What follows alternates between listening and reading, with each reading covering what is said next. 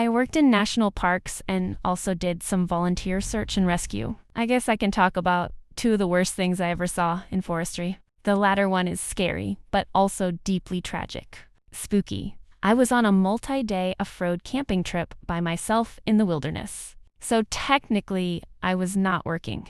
I had found myself enjoying a night in the woods, slightly tipsy on wine. I settled in for the night in my SUV and awoke to yelling far in the distance. It wasn't screaming, but nor was it singing. Something closer to chanting. Went to sleep nervous, and with my army knife close, woke up to someone knocking on my vehicle's glass. It was clearly human because they did the triple knock that all people do. As it came out of my covers to observe, I saw a person looking in the dark.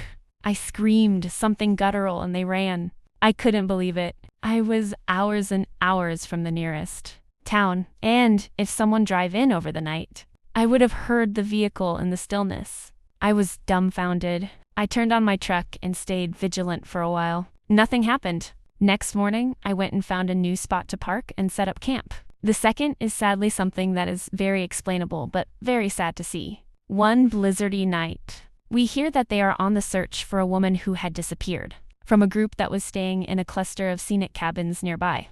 Not in the park, but very close to the border of it. But certainly a remote place. It took us about 2 hours to get to the cabins and talk to the people there. It was well under -17°C, around 0 in F, and with feet of snow. Turns out, the people staying in the cabin were on psychedelics, and at some point, the young woman got spoiled while under the influence of drugs and had run off outside. In regular clothes and sneakers, my partner in the search unit searched patterns and started looking for footprints. We found some, but then they broke off and we lost the trail. After exactly 3 hours and 41 minutes, we found her clothes. And around soon after we found her, she was naked in her entirety, including her shoes. She was barefoot.